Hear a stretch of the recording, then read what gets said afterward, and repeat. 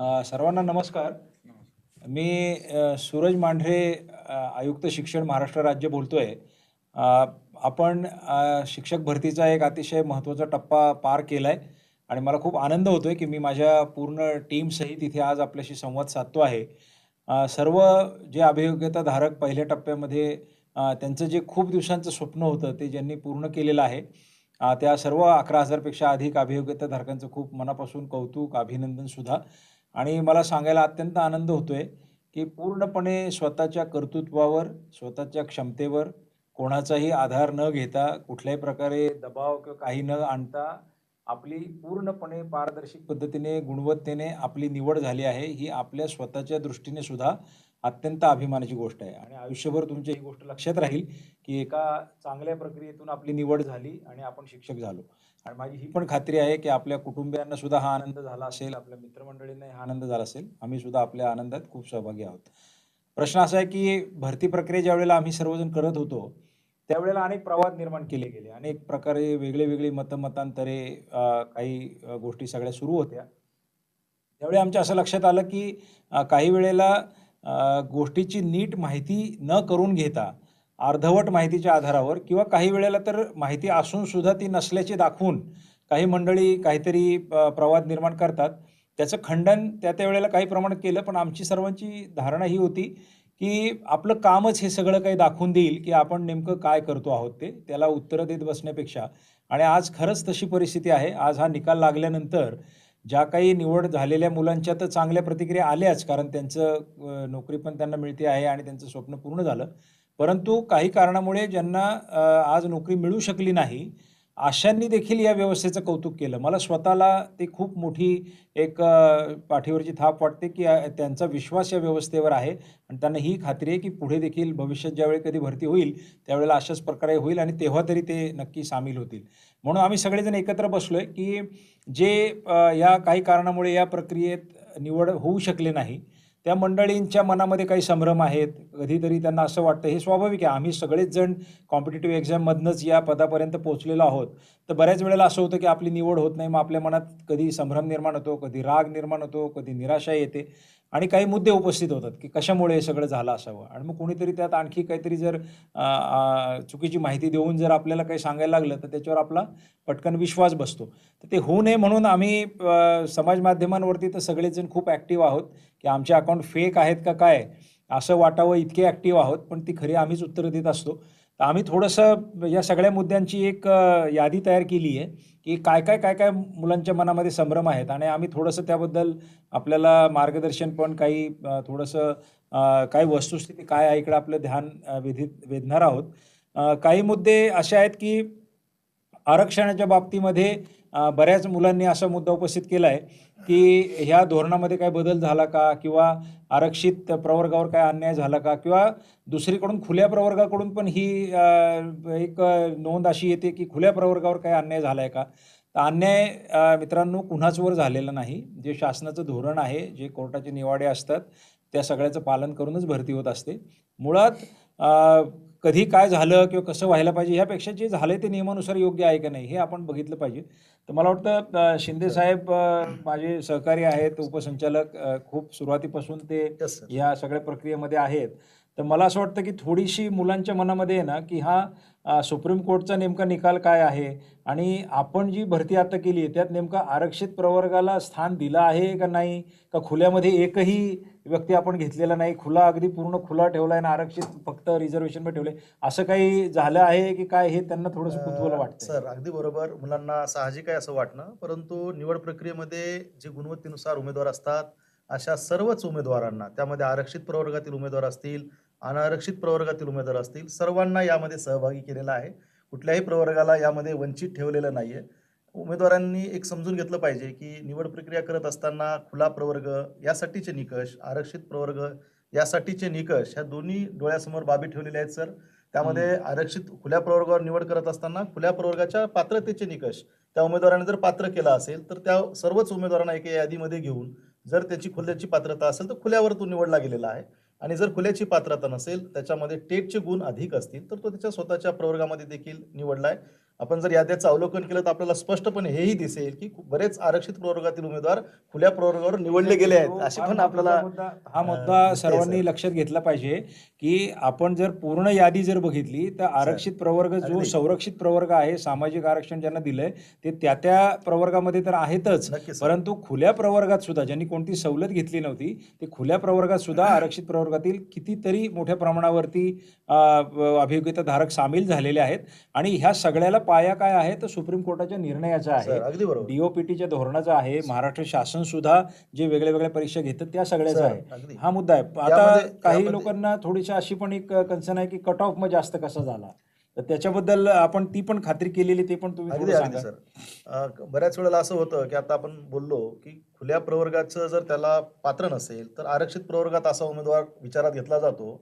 मात्र या उमेदवार गुणवत्तेनुसार टेटमध्ये कदाचित त्या उमेदवाराला अधिकचे मार्क्स आहेत, परंतु खुल्या प्रवर्गात तो पात्र नसल्यामुळे तो नैसर्गिकरित्या त्याच्या आणि आरक्षित खुल्या प्रवर्गात लागतो. प्रवर्गात तो पात्र ह्याच्यासाठी पण असू शकतो की त्यांनी वयाचा Yes. फायदा घेतला असेल, शैक्षणिक सवलतीचा फायदा घेतला असेल, म्हणून तो खुल्यासाठी पात्र नाही, पात्र पण नाही, त्याची परंतु गुणवत्ता आहे आहे म्हणून गुणवत्ता तो आहे, त्या तो तिथं त्याच्या प्रवर्गात पात्र होतो. लागलेला आहे. त्या ठिकाणी मात्र अपवादात्मक काही ठिकाणी अशी आपल्याला परिस्थिती दिसते की खुल्याच्या कट ऑफ पेक्षा आरक्षित प्रवर्गाचा कट ऑफ याच कारणाने दिसतो कारण त्या उमेदवारांनी कुठेतरी सवलत घेतली आहे, वयाची Yes. सवलत असेल, शैक्षणिक पात्रतेची सवलत असेल किंवा टीईटी सीईटीची सवलत असेल, म्हणजे त्यामुळे त्याचा नोकरीचा अधिकार नाही, डावलला नाही. गेलेला नाहीये, कुणाचाही त्याचा अधिकार- नोकरीचा अधिकार Yes, sir. अजिबात डावलला गेला नाही. त्यांनी जर तो सवलत योग्यता घेतली याच्यात, नसेल हा. तर तो आरक्षित प्रवर्गात गेला, Yes, yes. तो सवलत घेतली नसेल तर खुल्या प्रवर्गात नक्की, गेलाय, नक्की.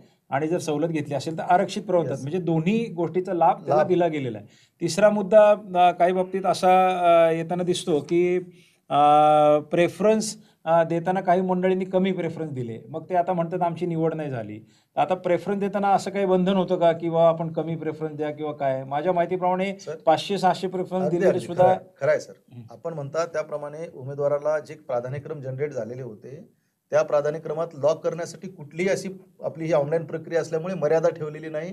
उमेदवार अनलिमिटेड प्राधान्यक्रम भरू शकत होता. काही उमेदवारांनी त्याच्या सोयीचे उमेदवार प्राधान्यक्रम भरले असावेत, त्यामुळे कदाचित त्याच्या बाबतीत हा प्रश्न निर्माण झाला असेल. तो त्याचा वैयक्तिक प्रश्न आहे. त्याला कदाचित अन्य ठिकाणी, तो समजा पश्चिम महाराष्ट्रात असेल, त्याला विदर्भात जायचं नसेल तर कदाचित त्याने तिकडले प्राधान्यक्रम भरले नसेल. एक्झॅक्टली. मी प्रेफरन्सवरती कोणती मर्यादा नव्हती. नव्हती, सर. आपण सगळे प्रेफरन्स, आणि मी पाहिलेलं आहे की 500-500 प्रेफरन्स, भरले, 200-200 सर. प्रेफरन्स भरलेले आहेत.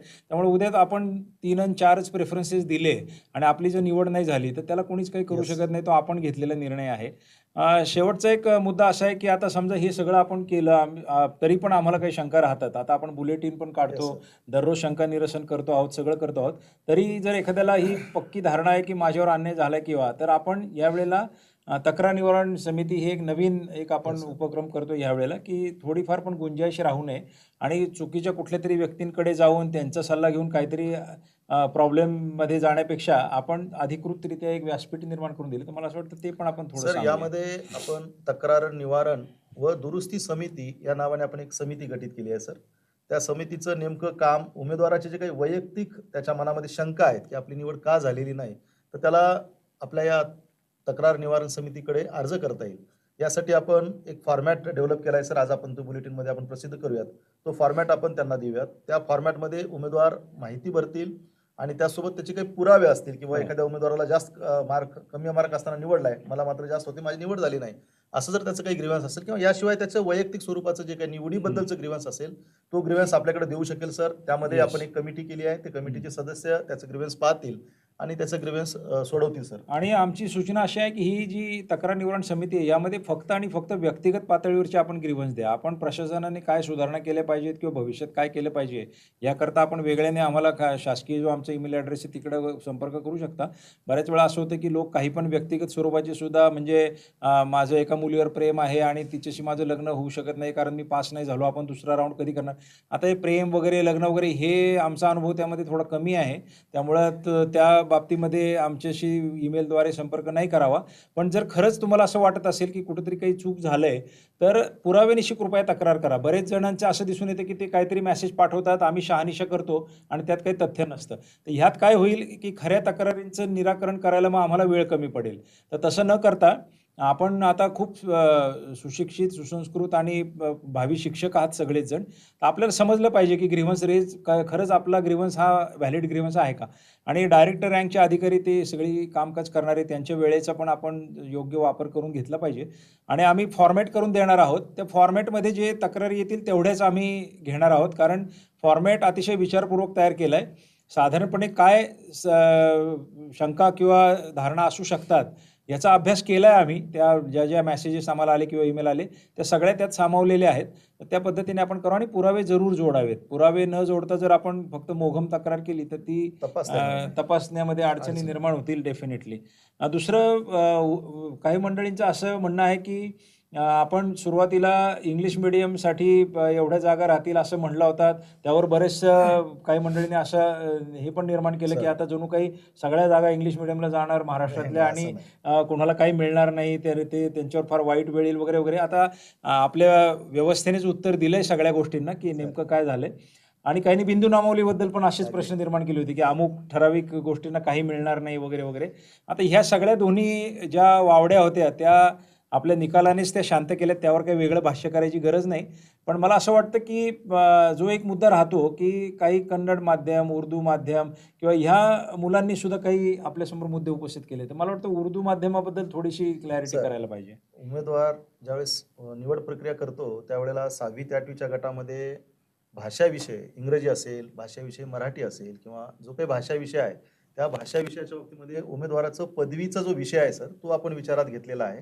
आणि जर उर्दू माध्यमामध्ये इंग्रजी भाषेची जर जागा आली असेल, तर त्यामध्ये आपल्याला महत्त्वाचं आहे की तो इंग्रजीच्या विषयाचं त्याला अध्यापन करायचं आहे. त्या अनुषंगाने विद्यार्थ्याचं पदवीचा इंग्रजी विषय विचारात घेऊन सर्व विद्यार्थ्यांना जे काही त्यासाठी पात्र असतील, प्रवर्ग असेल त्याचा किंवा खुल्या प्रवर्गाची जागा असेल, ह्या सर्व बाबी विचारात घेऊन त्या उमेदवाराला प्राधान्यक्रम दिलेत आणि मूळ सर त्या उमेदवाराला तिकडे जायचं असेल, तरच तो उमेदवार तिथं प्राधान्यक्रम देणार आहे. एक्झॅक्टली. त्यामुळे ज्या उमेदवाराची उर्दू माध्यमात उर्दू माध्यमाशिवाय असं प्रकर्षाने नावं जरी दिसत असली, तर त्या विद्यार्थ्याला इंग्रजी विषयाचं शिकवण्यासाठी तिथं जाणार आहे. त्यामुळं इथं काही चुकीचं याचं झालंय वाटत अशातला नाही. प्रकार नाही. बरोबर. आता त्यामुळं राईट, राईट. अगदी थँक यू. सर. तर मला असं वाटतं की हे जे सगळे मुद्दे आहेत ना, हे आपण जर ते कोर्टाचे न्यायनिवाडे, शासनाचं धोरण आणि सगळं जर वाचलं, कट ऑफबद्दल वगैरे, वगैरे, तर हे सगळे शेवटी हे लोकप्रशासन आहे. सर्वांचं 100% समाधान इथे कधी होत नसतं. पण बहुतांश नियम जे आहेत ते मात्र बिनचूकपणे पाळावे लागतात.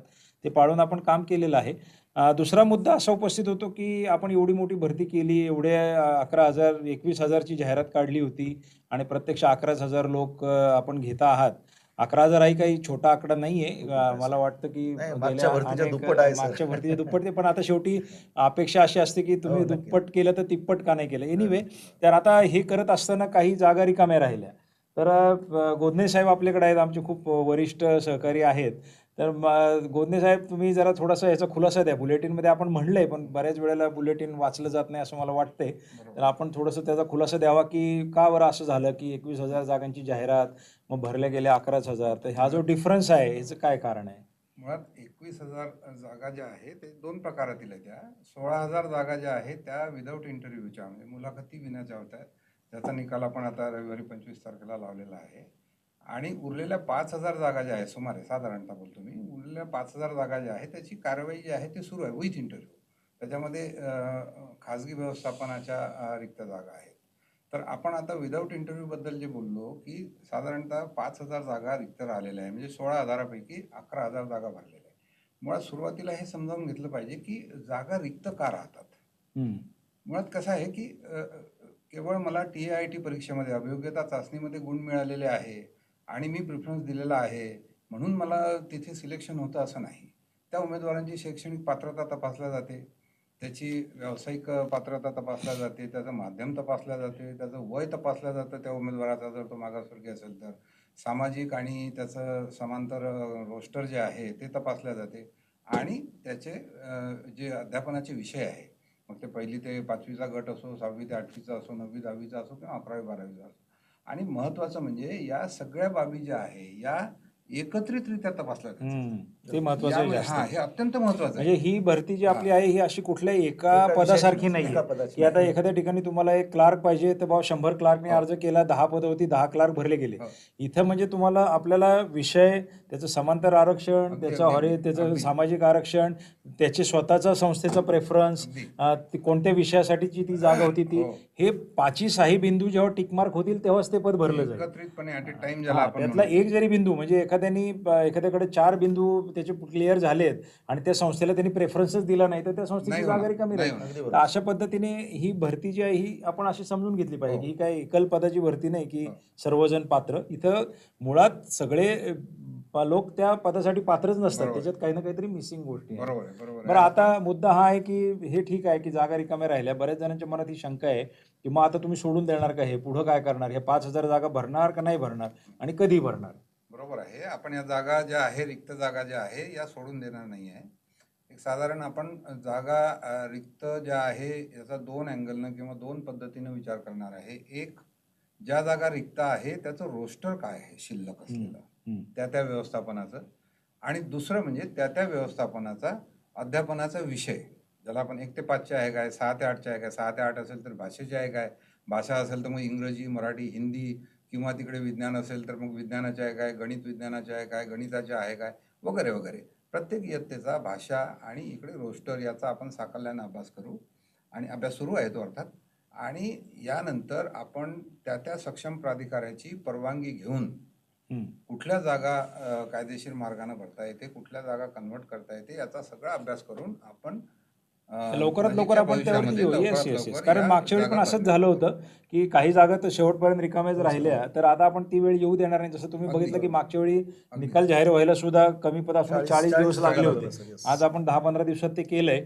आठ तसेच दिवस. 8 दिवसात, 8 8 ते 9 दिवसात. दिवस, तर हा. ठीक आहे, तर तसंच पद्धतीने आपण हेही निकाल नक्की घेऊ. थोडासा पेशन्स ठेवावा लागेल. Yes, sir. आणखी एक मुद्दा असा येतोय की हे तुम्ही 2022चं सगळं करताय काम, 2017चे काही लोक काही कारणामुळे शिल्लक राहिलेले वगैरे आहेत. माझ्याबरोबर आपले सलील वाघमारे पण आहेत, ते आमच्या टीमचे सदस्य आहेत. तर सलील, तुम्ही काय याचा अभ्यास केलेला की हे 2017चं काय नेमकं पुढं होणार आहे?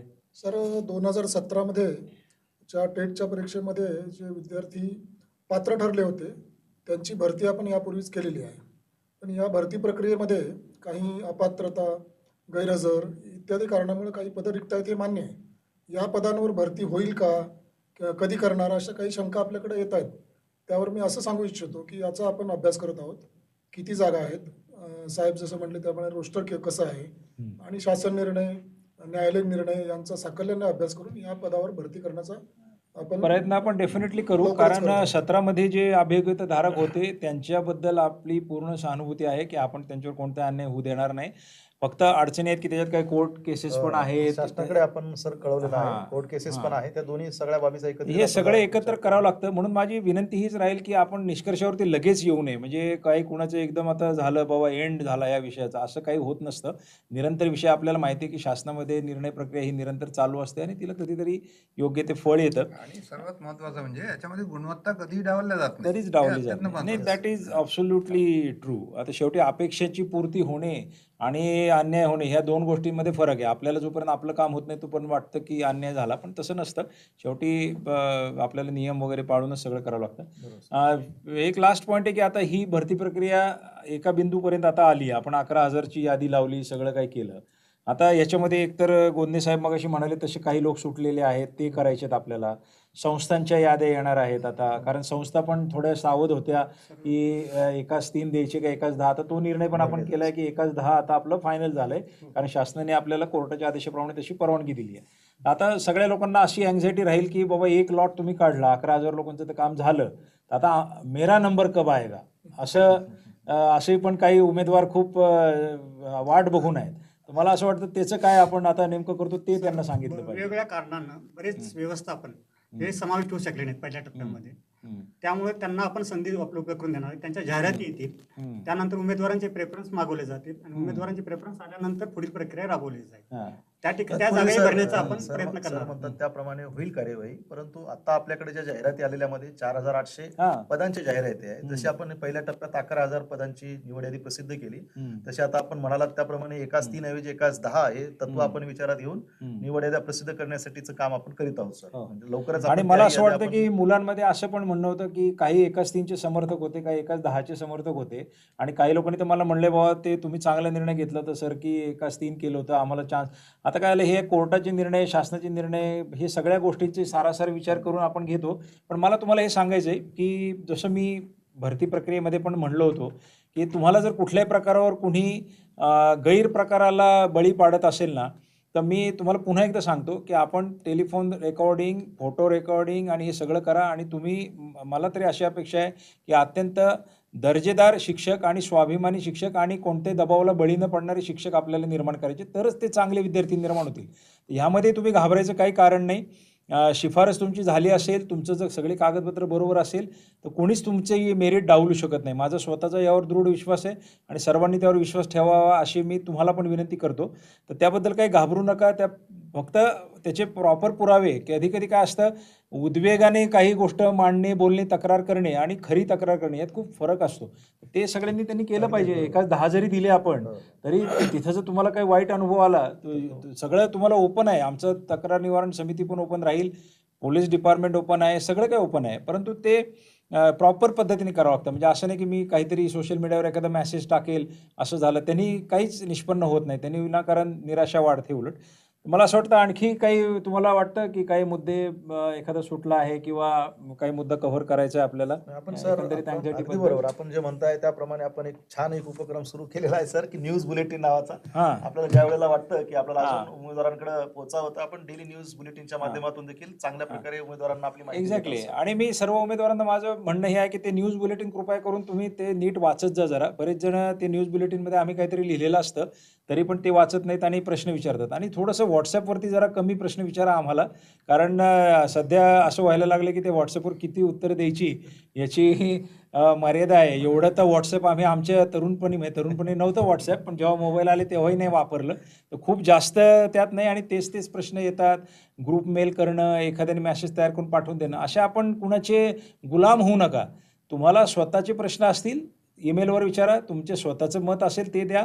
सजेशन असतील तर ते शासनाच्या ईमेलवर द्या. ते ह्या गोष्टीला ओव्हरलोड करू नका.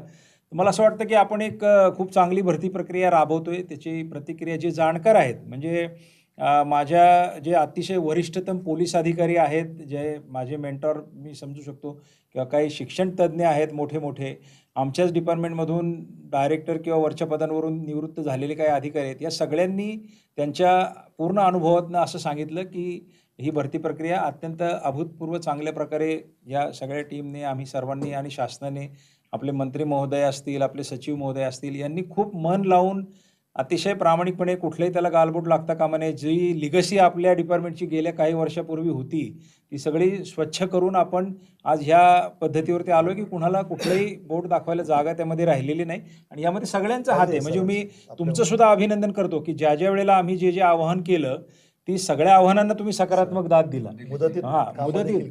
कामं केली. म्हणजे आम्ही म्हणलो सावध राहा, तुम्ही सावध राहिला. आम्ही म्हणलो संभ्रमित होऊ नका, तुम्ही नाही झालात. आम्ही म्हणलो प्रश्न विचारा, तुम्ही प्रश्न विचारले. प्राधान्यक्रम लॉक केले. प्राधान्य सगळं वेळेत केलं, संयम ठेवला, इतक्या वर्षांची आपली वाट बघत होता, हे सगळं मान्य आहे. तर तेच आपण अनेक मुद्दे आहेत अजून, त्याची पण सोडवणूक करणार आहोत. आपल्याला भरती अत्यंत निर्विघ्नपणे चांगल्या प्रकारे पूर्ण करायची आहे. आणि आम्ही त्या पोर्टलच्या माध्यमातून आपल्या संपर्कात राहू. तर मी पुन्हा एकदा तुम्हा सर्वांना शुभेच्छा देतो. ज्यांचं सिलेक्शन झालं ते उत्तम शिक्षक होतील, चांगलं काम करतील. एक अत्यंत दर्जेदार मोठ्या पदावर आपली नियुक्ती झालेली आहे, ज्याची तुलना कशाशीच होऊ शकत नाही. त्याकरता तुमचं अभिनंदन करतो. ज्यांची निवड अजून झालेली नाही, कारण अजून अभि पिक्चर बाकी आहे, त्यामुळं अजून बरेच पदं बाकी आहेत, अजून बरीच प्रक्रिया बाकी आहे. त्यामुळं लगेच तुम्ही प्रक्रियेबद्दल संभ्रम निर्माण कराल आणि असे लक्षात येईल की 1 महिन्यानंतर तुमचं सिलेक्शन होईल, तेव्हा मग लोक तुम्हालाच प्रश्न विचारतील, म्हणजे तुम्ही असले काय भानगड करून सिलेक्ट झालात काय. तर असं म्हणून व्यवस्था अत्यंत व्यवस्थित आहे, त्याचे लाभार्थी तुम्ही पण होणार आहात. त्यामुळं लगेच नी जर्क रिॲक्शन ज्याला म्हणतो अशी देणं अपेक्षित नाही आहे. ही प्रक्रिया आपण व्यवस्थितरित्या पूर्ण करू आणि त्याकरता थोडासा पेशन्स ठेवणं, अधिकृत माहितीवर भरोसा ठेवणं अनावश्यक संभ्रम निर्माण करणाऱ्या लोकांना जागेवरच दूर करणं, या सगळ्या गोष्टी आपल्याला केल्या पाहिजे. मी पुन्हा एकदा तुम्हाला शुभेच्छा देतो. आणखी काही प्रश्न असतील तर पोर्टलवरती आपण विचारू शकतो. थँक्यू.